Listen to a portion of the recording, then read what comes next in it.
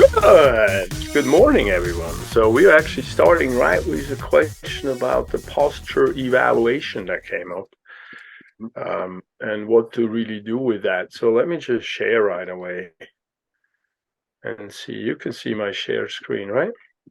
Yeah. Good. Posture eval. There we go. Yeah, and I'm trying to.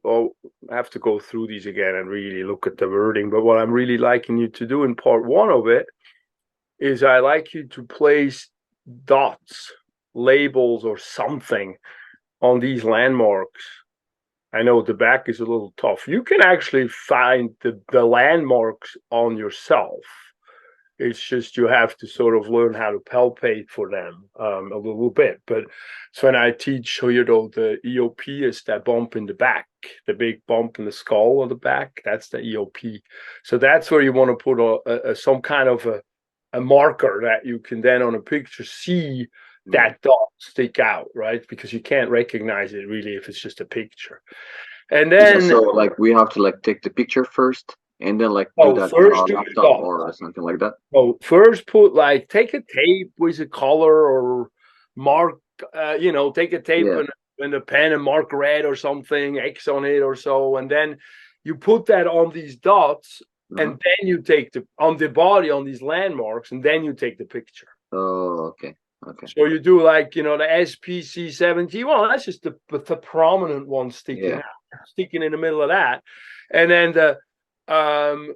the tip of the shoulder is here on the side, and that's the acromion. That's just you go to the tip and you go like, that's the tip. Let me mark that. Yeah.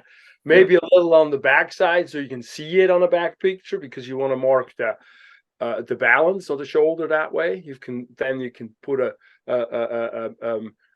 ruler over it, or actually like an iPhone, you can go and edit the picture, and the picture editing the gives you a ruler that you can use if you use the mark Mhm. that the place where you can mark with a stylus or with your finger. You can actually place the ruler on then these dots and connect them, then really be accurate and see what your posture looks like. And so the tip of the acromion is one, and then the tip of the sacrum or the coccyx is the last one on the back side. So that's down in here where the plot sort of comes together. And then on the side view, you put I think you got the tip of the shoulder anyway already there, the acromia, and then you do the earlobe, or I think the mastoid process. Oh, I didn't even put that. You want to put, well, actually, you don't have to put on an earlobe really because you can connect it because you can see the hole on the ear, right? So that's kind of a contrasting color a little bit. And then you put the stuff in the front where you're going to between the glabella, the sternal notch, and then the pubic bone down in here. And then after you've done those, you take a picture.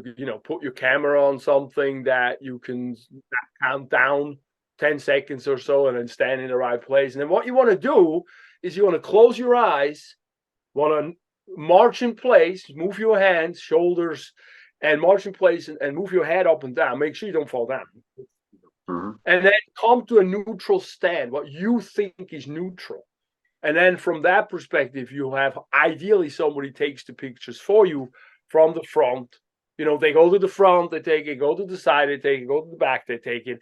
And then you can and make sure the feet are on there too, right? That's important. And then you can from there then look at the picture on your phone and go into the editing function. Like it's an iPhone, I know it works that way. In the Androids, I'm not quite sure, but I'm sure you got that function in there too somehow. And then you can analyze it, or you can print out this diagram that I linked here, back here, I think, the worksheet, and then you can transfer it on that diagram if that's easier for you.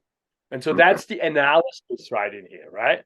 And then after the analysis, you answer these questions, and then you upload the whole stuff. Basically, you upload the question. I don't want you to upload the pictures. I mean, you can. It doesn't really matter to me, but I don't want you to feel like you have to upload pictures that you go look like not necessarily with eyes closed and stuff the way you want to look. It's just about you analyzing yourself, and it's interesting because you can see yourself in a different perspective as a picture a little bit. And so, Yeah. or myself too, I do these things too periodically because it is helpful to know how am I in a gravity environment, how much muscle tension I really use. And the big one, obviously, is going to be the head forward one. That's usually the big kahuna. And that usually you feel the tension in here in the back if you're just regularly walking around and moving in the world. And if we bring this back and analyze the ear, I'm pretty bad. Look at that. The ear, and I'm trying to be good here. The ear is ideally right over the shoulder, and then the shoulder actually could be a little forward more over the greater trochanter on the hip. And then that should be one straight plumb line. And then in that position, we are from a spinal and from a muscles use perspective as neutral as possible. So we use as little energy as possible. So anyway, that's what we do first. We analyze it, answer questions, and then we're going to do some exercises. I think you choose a couple that you would like to do. You do them for a few days, a couple of times a day, and then you answer these questions, and then you upload that as part 2, and then that's it. If you haven't done the stretches, I usually take a few points off until you upload the stretches, and then we'll finish up the points. Again, my point value, the way I do it for the most part, other than the exams, is more like a feedback loop of, did I finish what I need to do? Did I do everything or not? And once you do everything, you get all the points. To make sure you go back, that includes the discussions. And sometimes, as the old discussions, sometimes they get close. So if you're still having a problem with old ones, then just tell me and I'll reopen it and you can finish that up and get all the points. But make sure you sometimes go back and make sure you get all these points you can fetch that are easy points, to make sure you fetch them. And because, my expectation is that if you do all your work and if you stick with it all, there shouldn't be a reason why you shouldn't have an A in this class. But you have to do all the work. Otherwise, that's my process. Is not just like I leave it all up to you and then I do a test and then everything is hanging on a test. I want to have a little more feedback loops with that, in part because it's an online class. Anyway, so does that make more sense? Yeah. Good.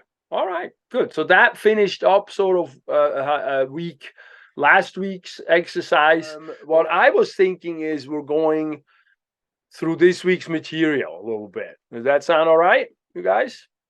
Yes. All right, then let's do, because now we're moving into the muscles, really the meat and potato muscle stuff. We did the trunk muscles last week, right? How was that for you guys? Overwhelming, easy peasy, like, what is he talking about? Somewhat interesting. You're sort of getting it. I thought it was easier than the skull muscles.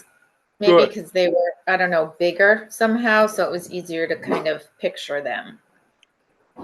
That's good. I'm glad to hear that, because the facial muscles, you mean, right? Yeah, and the facial muscles are sort of weird because they're not, they're important. Obviously, if you have a drooping eyelid or something, it's right in your face. You can see it, right? But from a movement machine sort of perspective, and then often what comes together with sort of pain syndromes and where that becomes important, or abuse-ish, postural things, that the trunk muscles and then the extremity muscles are much, much more pertinent than the face. The facial muscles just have really cool names, which of course as a student is like, yeah, so what's the point about that, right? And so that's why I wanted to do those with the facial expressions, because I think that's actually an interesting part of the face. What's going on in the face is the expression, and then maybe the mastication muscles. But now what we're doing, we're getting into the extremities. So we're worked on the trunk stuff that sort of holds that middle section of us up and make sure we have this solid foundation that now the arms and then the legs can come from or come out of and attach to. And that's where we get that discussion of core that comes in as an important discussion, because the more solid the trunk is, the easier and the less wear and tear our appendages have, the arms and the legs. And so if we're swinging an arm, let's say we're throwing a baseball ball, we're swinging an arm and the trunk is nice and solid, that arm can swing, and it's that's interesting. It's a nice and solid motion and not wobbly all over the place because we're not strong in the trunk, and then all the excessive motion will wear everything out over time. And so, it's interesting. You start looking at, people go do sports or so. You're like, oh, that wasn't so. You start looking at a little different, and the connections are interesting that way, I think. Of course, I'm interested in that. Well, I'm interested in this stuff because my back is a bad back, and so I definitely got interested in all of this because of self-interest.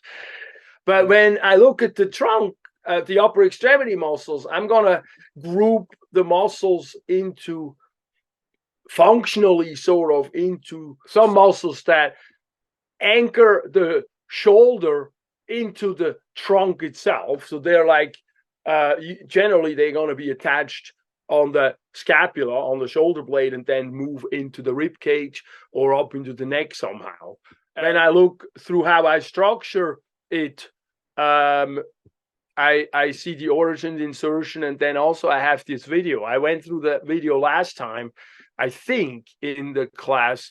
Those are visualizations where you can see really easy visualized where the muscle is attached, what does it look like in isolation, and what does it do in terms of functionally. And so that, if you can handle the fleshy part, which, it's an anatomy class, so, we can do that. If you can handle that, and it can be very valuable to learn with those clips as well. I try to isolate the muscle in these pictures wherever I can, whatever I could pull off the internet. That's copyright stuff and all that. So that's why you have the booklets. The pictures in the booklets are usually better than the ones I have online. But we want to look at muscles that pull that shoulder blade into the trunk. And we're looking at a few of them. We're looking at a few in the back. We're looking at a one that's called a levator scapula that brings the shoulder blade and anchors it and elevates it into the neck, attaches it to the neck. So it hangs down.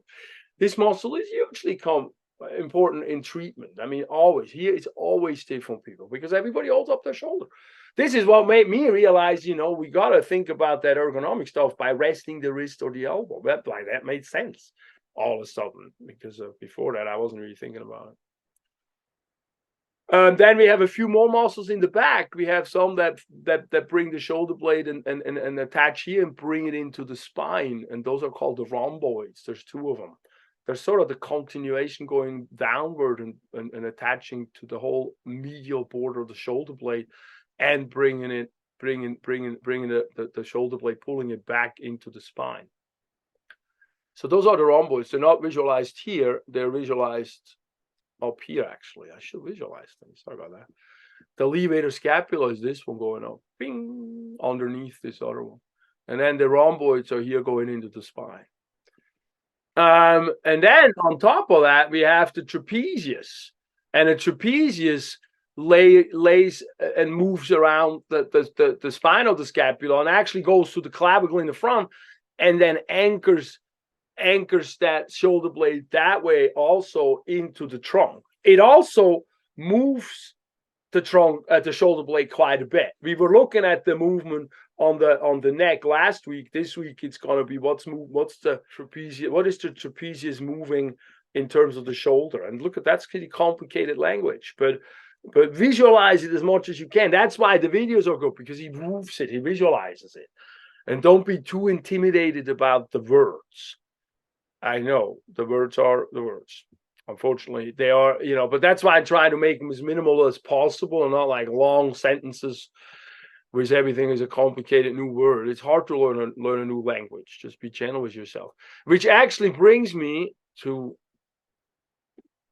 something that I was trying to organize it, and I did. And I'm gonna post it. Let me show you what I did. And for some reason, I quit using it. I think because I have to review it and revise it a little bit. But I think this might be very helpful. And you tell me. What I did is I made a muscle chart that has the name of the muscle, the origin, the insertion, and the action, and groups it into well, the muscles that anchor the shoulder into the axial skeleton, or then the muscles that anchor the humerus into the shoulder blade, which will be next, or then the muscle that moves the arm, the humerus around, etc. And so I group them together, and I try to use as minimalistic action language as possible. So I organize those muscles also in that chart. So I'm gonna post that in the announcements as a link. I'm gonna link that, and then that way you guys can print it out. I'm probably gonna put it up here too. I don't know why I took it away, because I think there might be one or two little mistakes in there that you might pick up, right? And then you can tell me, and so I can revise it, because I really think it's helpful to be as concise as possible, but the detail is where we get lost. And so I want to maybe be a little bit saying like it attaches to this area versus like right here. And so that makes a big difference when we first start learning. And you can always go into greater detail in the next class if you're really into this and work it and study it. But I've been applying this stuff for decades now. I'm like old now. And if obviously if I need to know exactly where it goes, but it's like most therapists don't know where exactly it goes, I'm not so sure I need to teach you the first time around the block to be that exact, and make it all confusing in the language. So keep that balance when you look at books, like you look at a Merritt or a Martini the next semester. If you look at these attachments, sometimes you go like, oh my God, that's way too complicated. And then back off and like, okay, I don't need to know all of the little details if it's overwhelming right now. Let me go back to the basics and then go into the more difficult portions, okay, from there. So because we're building a lattice, a framework over time of anatomy knowledge and terms. And, right now you're doing that with me. And then, anyway, that was my spiel here. So we have these muscles in the back, and then we have muscles also, a couple more that anchor the shoulder blade into the trunk. One is in the front, so it comes down here in the front, and the other one is underneath the arm. And so the serratus anterior is a muscle that attaches on the back side here of the shoulder blade, and I'll show again in class tonight. No, actually next week, that is. Today is the trunk muscles. But then it wraps around and brings and goes into the ribs. And so he pulls the shoulder blade towards the rib cage from the back. Can you visualize that? A little bit? Like it's attached. You can't see where it's attached. It's attached like on the underside of the shoulder blade, inside on the bottom, like underneath here. And then from there, it comes around and pulls the shoulder blade like that into the rib cage and attaches it onto the trunk. So that's a pretty cool muscle. And that muscle is very often wimpy on us. Like if you have a winging scapula, if you can bring your shoulder blade back and wing it real easy, like I got one of those.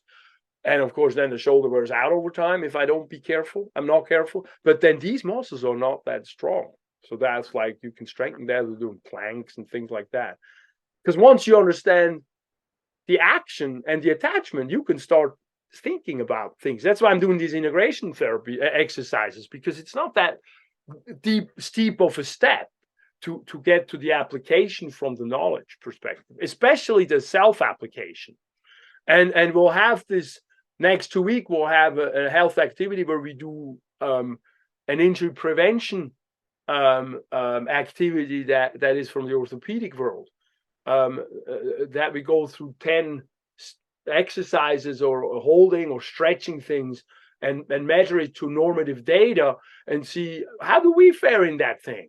Because these are tests that are easy to do, but they measure important parts of our muscle skeletal function that is responsible for a lot of injuries, that like weekend warrior type injuries, or also other ones. Because if your hammies are tight, you can get knocked out as a pro and lose your job because you didn't stretch it enough. But anyway, we'll do that in a minute. So we have this serratus anterior muscles bringing it down and holding the shoulder blade in. And then in the front, we have one. Remember the coracoid process? Coracoid, the one sitting right here in the front of the shoulder blade. That's sort of the thing sticking out. We have muscles attached there. Again, if you have some bump sticking out of a bone somewhere, your most likely chance is that it is a muscle attachment. And then secondarily will be a joint. But if you got a joint somewhere along the way, your surface got to be smooth. Like either a head is smooth or or a condyle is smooth, because you can't have, spiky bones on spiky bones and don't think it's gonna hurt. Anyway, you feel that sometimes in the butt. If you got the back pain, that sort of sacroiliac joint pain, the bottom part of the sacroiliac joint, where it really gets into the coccyx almost, that level of bottom of the sacrum and the ilium, have rigid joints. And if they bones touch each other, sometimes that's what the pain is about when the patients come in. So that we didn't talk about that level of detail with the joints yet, but that's, it's very interesting. I mean, to me at least, it's interesting. And believe me, if it's hurting, it's interesting to many people. So that muscle here in the front goes onto the rib cage. It's known as the pectoralis minor. And this muscle attaches the shoulder blade and anchors it in the front into the rib cage. So that connection gives us, ideally, a really solid way where we have the shoulder blade here attach and anchor onto the rib cage. And then from there, we can attach the arm onto the shoulder blade. And then that gives us great amount of movement, because we can now move, if we think about it, you move the arm on the shoulder blade, but we can also move the shoulder blade onto the trunk a little bit. And so we have two joints that gives us this huge amount of freedom in movement on the upper extremity. Because if you actually think about it, and you would create a machine the way that we are made, it's incredible how much movement we have in a shoulder and how much stability we still get. You can't create a crane like that. I mean, you can make a handstand on one hand. I mean, a handstand on one hand, and you don't collapse. You can't ask a crane to do that. That would be a little crazy. Just, but most of what we have the shoulder keeping together, as we've seen with the bones, those joints are shallow. The shoulder joint is shallow. It's not like that deep like the hip joint. So we have a lot of muscles that need to do a lot of work holding everything together. And of course, also ligaments, but mostly it's muscles. And so when we now look at the humerus, the arm bone, we need to bring that into the shoulder blade and anchor it. And that's where the rotator cuff muscles come in. So they're all attached either on the back side of the shoulder blade or on the underside. And then from there, they go on to the humerus, either under the greater tubercle in the back here, or the lesser tubercle, the smaller one in the front underneath. We have 4 of those muscles. They hold it in, and then they also move a little bit like that. If you move the arm this way, out, in and out, then when you move it out, the muscles in the back do the motion. When you move it in, the muscles on the underside, that one muscle, the subscapularis, does the motion. The subscap is a big, big muscle in treatment, because most people don't know how to treat it, because it's hard to go underneath there under the axilla. And if you do it on patients, it hurts. So you got to be nice to them too on top of it, and hurt them at the same time. But it's really, really helpful. So anyway, that's in short the rotator cuffs. And if you have issues with them generally in a physical therapy setting, you're going to get rubber band tubing and do those in and out motions and strengthen the muscle. Because it's probably a little wimpy or hanging, and injured. Especially the one on top. This one that lays on top here, the supraspinous fossa. Look at the name. Supraspinatus is a muscle that is in the supraspinous fossa. That's why I made you learn the bone terms, because now you just piece it together and you got the muscle name sometimes right given to you by what the thing is on the bone called. So that muscle doesn't have the greatest blood supply out here, even though it's red. That's an anatomy book. In reality, it doesn't have that greatest blood supply. And so that one is that one that, especially in exercises like swimming, where we do a lot of end range weight on it, like resistance that would be in swimming, it gets a little brittly and teary as we, in the 50s. Which I am, so I got a frozen shoulder. Mine is because of my work in tennis. It's not the supra, but very, very often it's the supraspinatus on people. So that's kind of interesting stuff to know. So then when we move, now we anchor the arm, we anchor the shoulder blade. Now I got to move the sucker around. Now we got to move the arm around. And now if you think about the muscles that move the arm around are going to be likely attached on the arm, probably, and then either on the shoulder blade itself as well, like we did have the rotator cuff, or because the rotator cuff do a little bit of motion on the arm as well, right? On the whole thing, but mostly they hold the arm in. But now these muscles are attached on the arm, shoulder blade, and the trunk. So now we're looking at muscles that basically going to do things like this, or this, or this. And so where will those muscles be? Like one of them that you got is a big kahuna, is right here, the front chest muscle, the big one, the pec major. That's an arm muscle that moves the arm in this way. Then we got one in the back, the latissimus dorsi, that moves the arm down. And so you think about functionally, what is which muscle doing will make it much, or when you look at where is it, what could it be for? And then you think about what is the body needing to do in motion, then you come up very fast with sort of at least the understanding of the function of the thing. And then the name, I don't make you memorize the name. I'm much more interested in you understanding it. The name will come in secondary. If you start using it and you start repeating that name and you understand the word of the name, especially if you understand the word of the name, or associate it with something that you understand. Now, how many of you know that this is called the pec, right? That's kind of common language.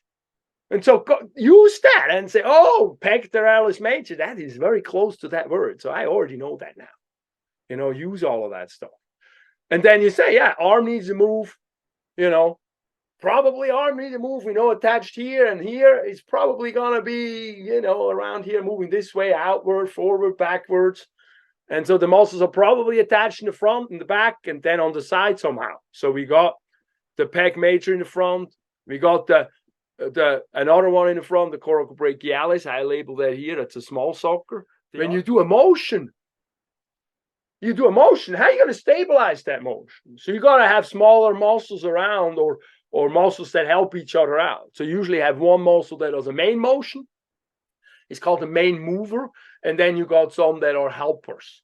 And like a lot of the time, these smaller ones are helpers in priority. And so the coracobrachialis is one of those. But look at that name. You go like, oh my God, coracobrachialis. What the name is that?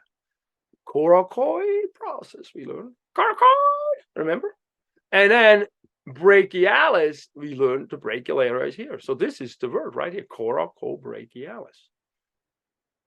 And so very often the name of a muscle is in the word that you've already learned the words for. So slow it down when you read it. And that way, very often it makes it easy to remember it. And again, I don't need you to remember it, but this is how you learn the language. You don't learn language by memorizing. You learn language by applying. And as a Swiss, I had to learn a lot of languages. And believe me, French wasn't easy. And but there's a lot of lessons in that, and so that's why I go with the flashcard. I learned the flashcard system first in high school when I was having to learn friggin' French 5 hours a week, because that's what we had to do in Switzerland, because part of Switzerland speaks French. So you got to learn French first if you're Swiss German speaking, which, is nice, it's great, but it's really difficult to learn a language if you're not a language person. And so that's why I learned the flashcard system. That's why I was so like, oh, this is really good stuff. It really helped. Anyway, we talked briefly about the front, the back, the latissimus dorsi. That's the swimmer's muscle. You've seen the booklet. I got a picture of Michael Phelps. You see that's a big swimmer's muscle because they pull the arm down. That's exactly the motion that muscle does. And then we got another helper for him, the teres major. And so that pretty much sums up what we're going to look at. It's not that many muscles. When we move an arm, that's what we look at. Oh, wait, I forgot the deltoid. The deltoid is the shoulder pocket muscle right up here. That's the deltoid.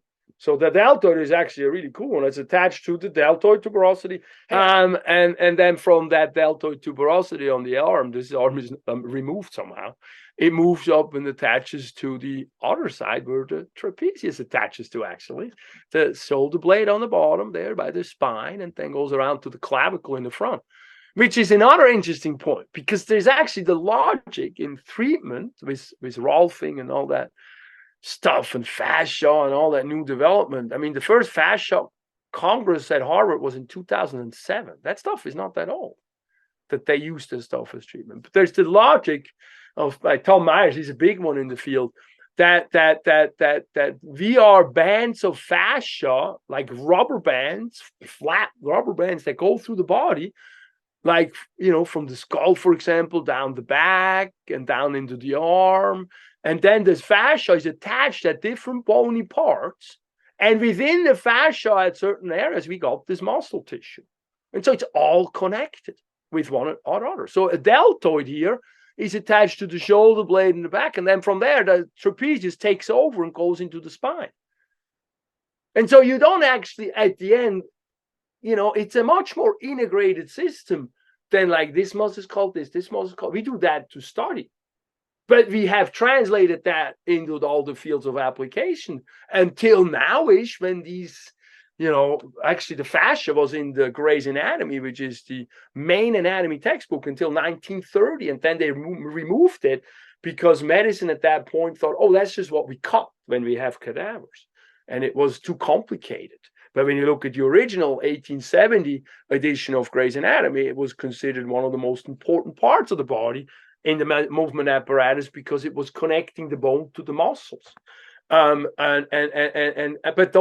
that book was written by a surgeon's helper, the anatomist, and then it got used, and now it's the main textbook for anatomy worldwide. But anyway, those are interesting connections. I just want to give you a little bit of context. I don't have too much coffee maybe or something, but I want to give you a little bit of context, because this is a place where we can sort of see how that functions, how it all works together. A deltoid works together with a trapezius. They're not really in isolation, even though we describe them in isolation in here, because we have to somehow learn them.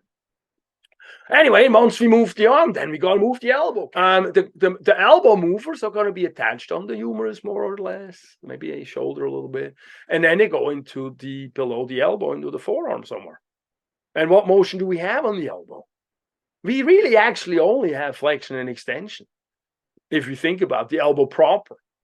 Because if you look at the elbow does this. If you look at palm up and down, that's a forearm function. That's not an elbow function. So the elbow proper really, in terms of what we're talking about right now, motion, is really the ulna and the humerus.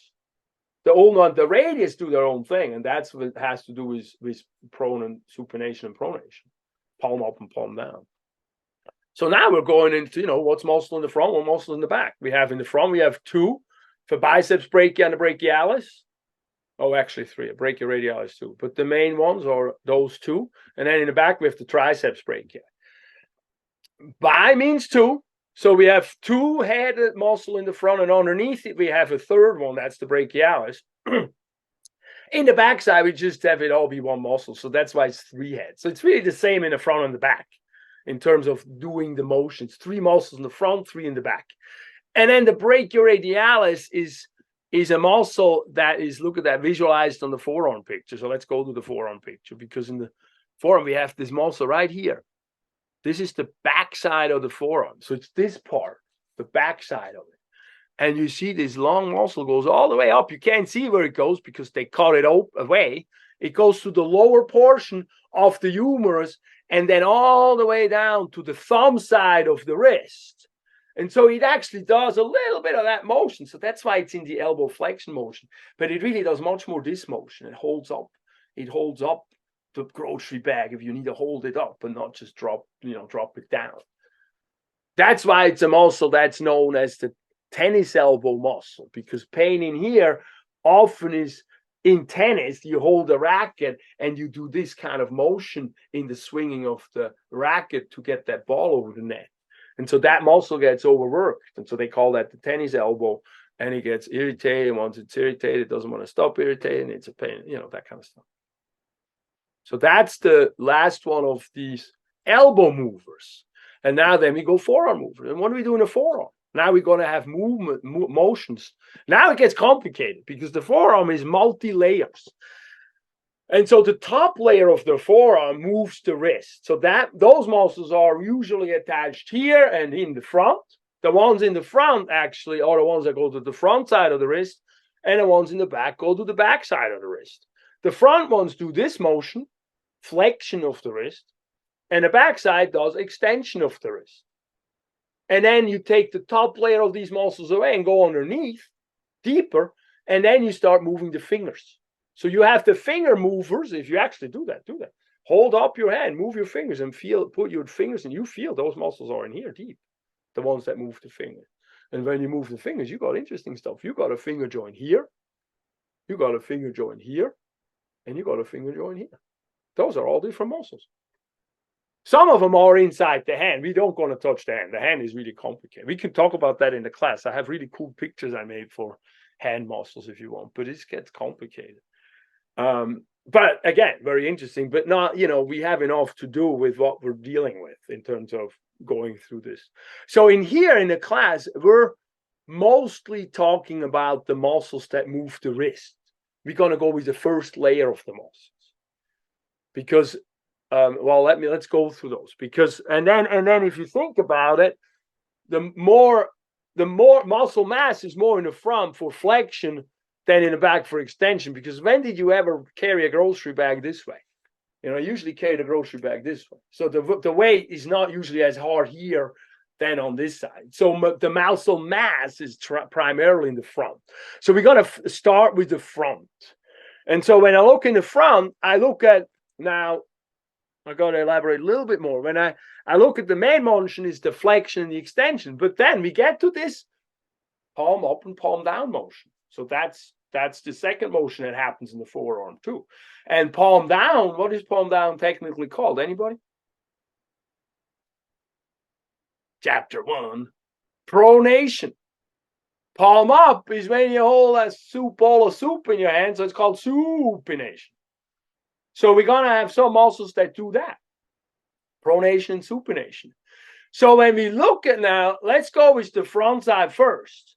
And so when we look at the front side, the muscles that gonna flex the wrist are gonna be attached somehow here, gonna be lengthwise going to the wrist forward.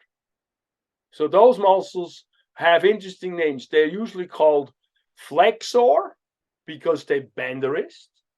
Carpi because the bones in here are known as the carpal bones. Flexor carpi, and then either ulnaris or radialis, depending if they run on the thumb side where the radius is, or on the ulnar side where the pinky is. And then, so those are the flexors. And then the ones on the front side, the one that we also want to learn, we have 4 pronator, supinator, 2 pronators, 2 supinators. We only learn one of them because it gets complicated. And you can, once you know it, because the funny thing is the names are pronator and supinator. So you're going to figure out which one is going to do what once you know the motion. So when you look it up in a book, it's going to be all right. But what's interesting about it is if you think about it, you need to pronate your hand, bring it down.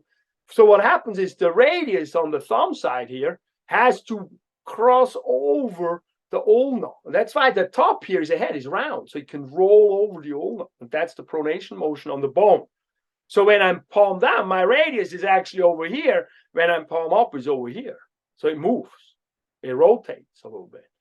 And when I think about if I want to pronate, so I have to now bring that radius over across and pull on it to pronate that hand. And so when I look at muscles that pronate and supinate, they're probably going to go more or less across-ish or diagonal, not lengthwise.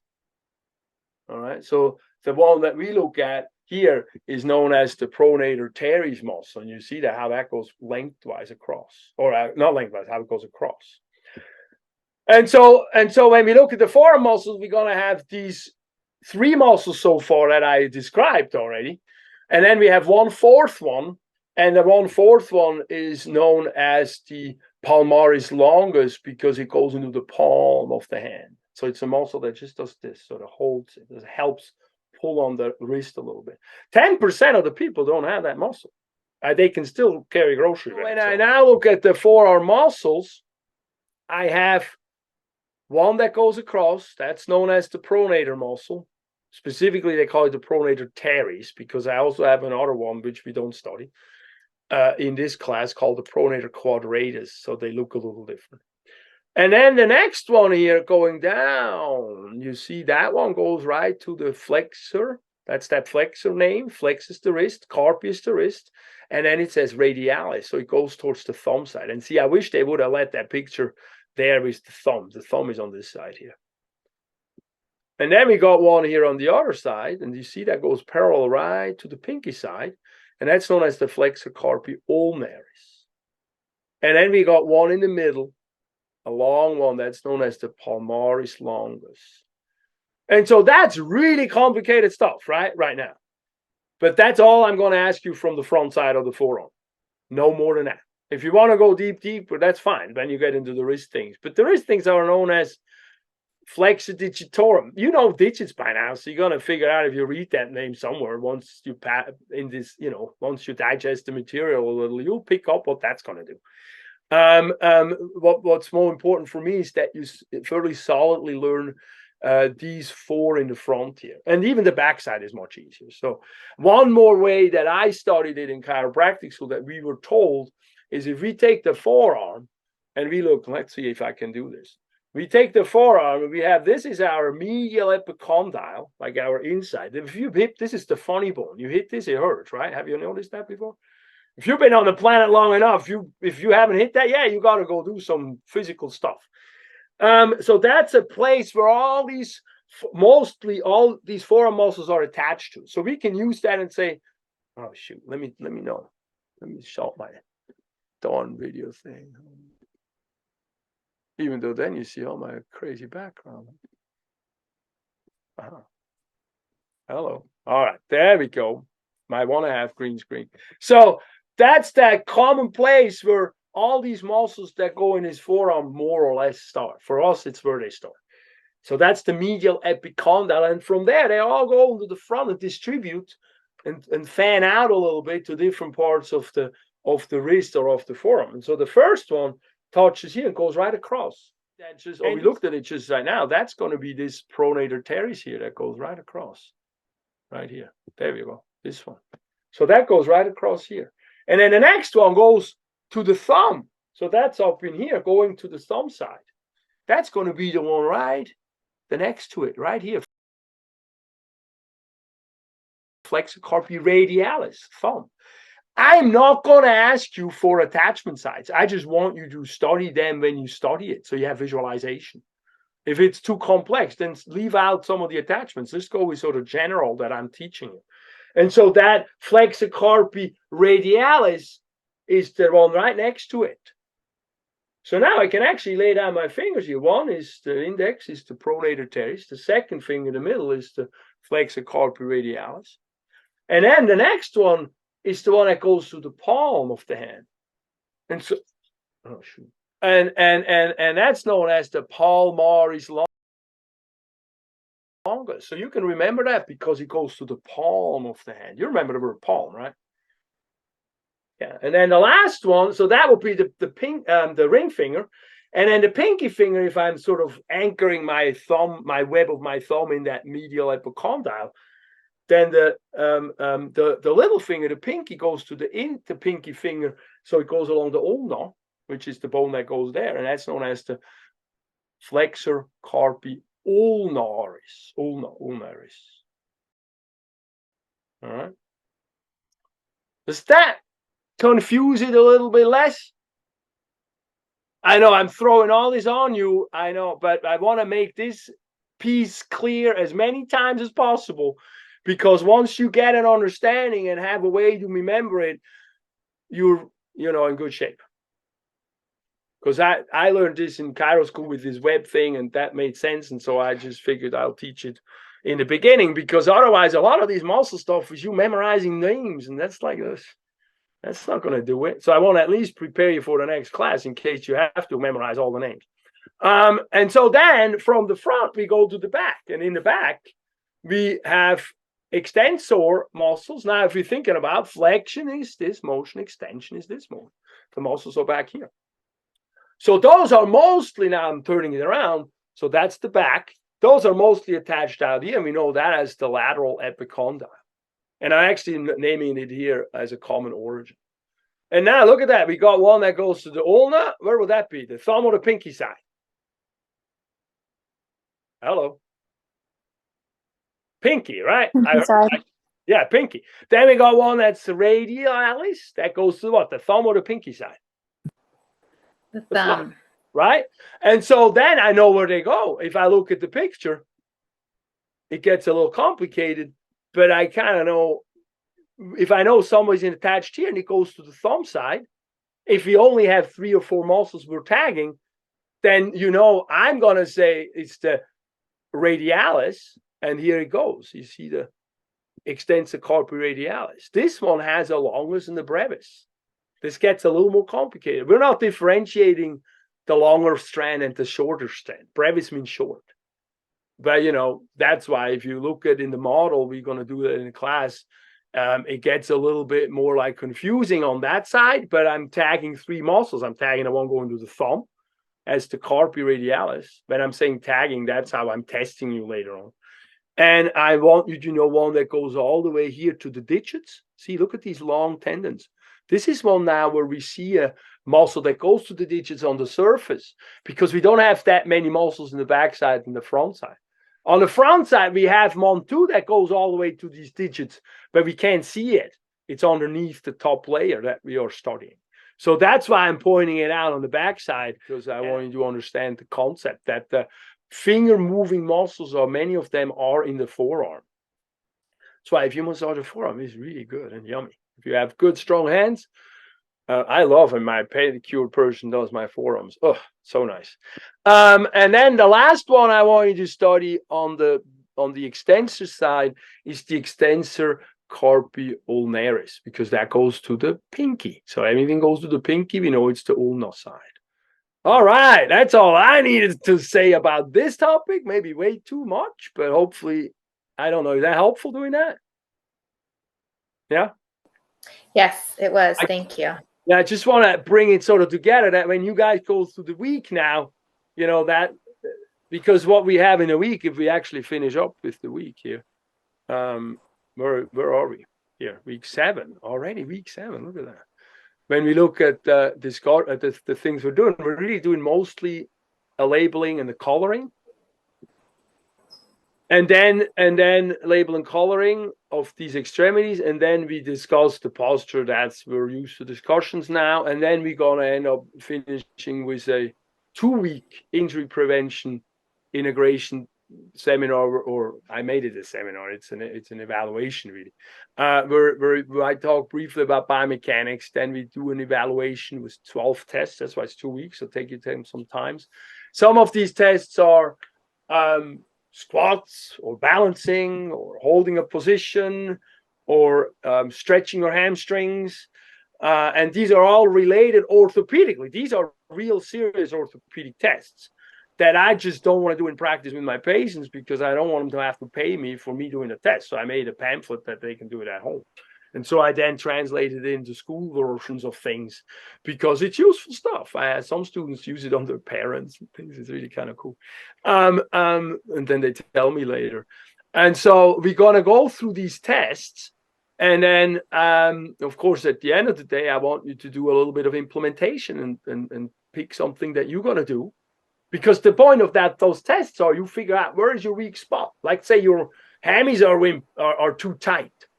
And then that creates the injury place because, as I said before, we have these rubber bands going through the body and attach on different parts of the body. So the back goes to the hamstring. So if you have really tight hamstrings and you got back pain, you can help your back pain by stretching your hamstring and give it a little more space to move. Of course, the irritant, if you take an MRI, is probably still somewhere in the back.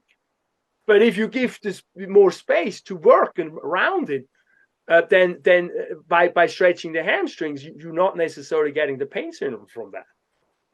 Because, if we look at MRIs, if you're 50, you have a 50% chance that you have a disc injury without pain. So is really the disc injury the problem, or is some other thing really the problem? I don't know. It's just the disc injury you can see on MRI. I mean, it's a little scary to think about that, but being in practice for a long time, and that's sometimes what, what experts even tell you, you gotta, think functionally. And that's, why I'm bringing this in here, because a lot of stuff is not that complicated, even, anyway, so I'm bringing that in. I want you to go through that. Whenever you do an exercise, I talk biomechanics a little. Whenever you do an exercise and it hurts, you stop. You talk to me. You don't keep doing it because I don't want you to hurt. So look, we have a balance test, we have a repetitive squat test, we have, and then look, and then down here is like, how many can you do in your age group and in your, sorry, this is, biological essentialism here, but, we can do it, we can change slowly. Last time, unfortunately, I checked, it's really at birth what you are at birth in terms of these data points. The balancing is interesting because you're going to balance on one leg, eyes open, eyes closed, I think, go through that prompt. But that's really interesting because a lot of us who aren't in their 70s are actually not that good at that because it's a lot of practicing walking and things like that. And we have a very sedentary lifestyle. So that's very important because if you're 25 and you're not that good at that, you want to do something about it because it gets less anyway as you get older. I know that's a long time from now, but that's why I'm talking to you guys about it now as we're young. So, another one that we test that is to do with trunk muscles is how long can we hold a side bridge? Or this is the hamstring, how straight, how flexible are my hammies? And so we go through all of these things here. So I want you to do this week, I want you to start. I want you to maybe go through biomechanics, start looking through the test. So when you have some questions about it, we can talk about next week again and integrate it then do the second week then, because it is a little bit of a longer activity. So I want you to make sure you take the time, but don't wait till last minute because you don't want to do all of those in one day. You're going to hurt later on if you do that. So, I know if you're super woman man, then that's fine, but tell me if it didn't work out that way. All right. Any questions to these things here? Or is that pretty straightforward? That was helpful. Thank you. All right. Good. Anybody else? Otherwise, I'm hanging around, but we don't have to keep you guys around. I can stay a little longer if you have individual questions. With that, I'm out. Thank you. Thank Bye. you. See you some of you tonight. Bye. Oh, I just had